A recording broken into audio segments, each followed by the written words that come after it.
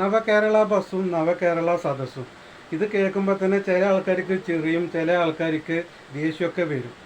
എന്താന്ന് വെച്ചാൽ ഇപ്പോൾ നവകേരള ബസ് ഇപ്പോൾ ജനങ്ങളുടെ നികുതി പണം കൊണ്ട് വാങ്ങി വെച്ചൊരു ബസ്സാണ്. 1 കോടിയിലേറെ രൂപ വില മതിക്കുന്ന ഒരു ബസ്സാണ്. അപ്പോൾ ആ ബസ് വന്നപ്പോൾ തന്നെ ഒരുപാട് വിവാദങ്ങളും അതിന് ചുറ്റിപ്പറ്റിയിട്ട് ഒരുപാട് പ്രശ്നങ്ങളും കാര്യങ്ങളൊക്കെ ഉണ്ടായിരുന്നു. നമ്മളെ മുഖ്യമന്ത്രിയും പിന്നെ ബാക്കിയുള്ള മുഖ്യമന്ത്രിമാരൊക്കെ കൂടിയിട്ട് ഒരു കേരളം മുഴുവനും എല്ലാ മണ്ഡലവും ഉൾപ്പെട്ടുള്ളൊരു യാത്രയും കാര്യങ്ങളും ഒക്കെയാണ് എന്തൊക്കെ നടന്നിരുന്നത്. അപ്പോൾ ഇതിനെക്കുറിച്ചിട്ട് ഒരുപാട് വിവാദങ്ങളും പ്രശ്നങ്ങളൊക്കെ ഉണ്ടായിരുന്നു. പക്ഷേ ആ ബസ് ഇറങ്ങിയപ്പോൾ അതിനെ ഒരുപാട് ആൾക്കാർ എതിർത്തിട്ടും അനുകൂലിച്ചിട്ടും എതിർത്തിട്ടൊക്കെ വന്നിട്ടും.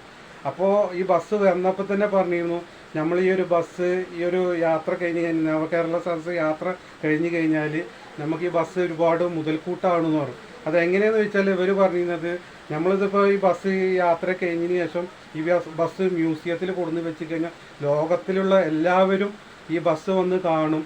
അങ്ങനെ നമുക്ക് ടൂറിസത്തിന് ഒരുപാട് ആൾക്കാരെ ഈ കേരളത്തിലേക്ക് വരുത്താൻ പറ്റും. അങ്ങനെ നമുക്ക് ഒരുപാട് ഒരു ലാഭം നമുക്ക് നമ്മളെ എന്താണ് കേരള ഖജനാവിലേക്കൊക്കെ വരും എന്നൊക്കെ കുറേ ആൾക്കാർ ഇങ്ങനെ പറഞ്ഞിരുന്നു. ഈ ബസ് അഭിമാനമായിരിക്കും, അങ്ങനെയാണ് ഇങ്ങനെയാണ്, ഇത് ചരിത്രത്തിൽ രേഖപ്പെടുത്തും എന്നൊക്കെ പറഞ്ഞിരുന്നു. അപ്പോൾ ഈ നവകേരള യാത്ര കഴിഞ്ഞതിന് ശേഷം നമ്മളീ ഒരു ബസ് എന്ത് ചെയ്തിരിക്കുന്നു, ഒരു സർവീസ് നടത്തിയിരുന്നു.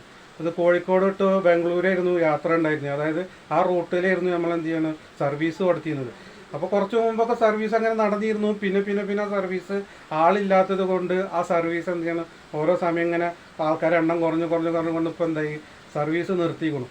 അപ്പോൾ നമ്മളെ ബസ് ഇത്രയും കോടി മുതൽ മുടക്കിയിട്ട് കേരളത്തിലേക്ക് കൊണ്ടുവന്നിട്ട് ഒരുപാട് മ്യൂസിയത്തിൽ വെച്ച് കഴിഞ്ഞാൽ നമുക്ക് ഒരുപാട് ആൾക്കാരെ ഇങ്ങോട്ട് ആകർഷിക്കും, ഒരുപാട് ടൂറിസ്റ്റുകൾ വരും, അങ്ങനെയാണ് ഇങ്ങനെയാണെന്നൊക്കെ പറഞ്ഞിരുന്ന ആൾക്കാർക്ക് ഇപ്പോൾ ഒരു സർവീസ് തുടർത്തിയതിനു ശേഷം ആ സർവീസ് ഇപ്പോൾ നല്ല രീതിയിൽ കൊണ്ടുപോകാൻ പറ്റുന്നില്ല. ഈ സർവീസ് തുടർത്തുമ്പോൾ തന്നെ പറഞ്ഞിരുന്നു, എന്താ പറഞ്ഞിരുന്നത്, ഇത് നല്ല രീതിയിൽ പോകണമെങ്കിൽ നമുക്ക് വീണ്ടും ഇതുപോലത്തെ ബസ്സുകൾ നിർത്തും. ഇപ്പോൾ ഈ ഉള്ള ബസ് കൊണ്ട് തന്നെ ഇപ്പോൾ അവർ കുടുങ്ങിക്കുകയാണ്. ഇപ്പോൾ യാത്രക്കാരില്ലാത്തതുകൊണ്ട് ഇപ്പോൾ യാത്ര മുടങ്ങിയിട്ട് സർവീസൊക്കെ നിർത്തിക്കുകയാണ്. ഇപ്പോൾ എന്തായി ആ ബസ് ഇപ്പോൾ കട്ടപ്പുറത്തായി.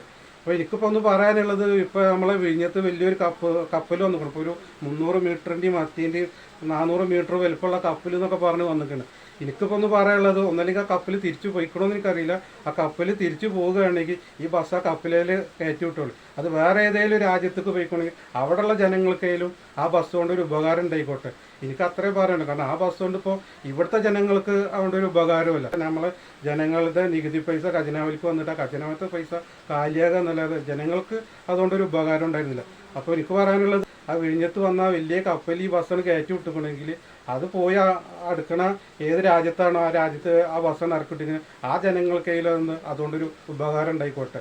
അത്രേ എനിക്ക് പറയാനുള്ളൂ.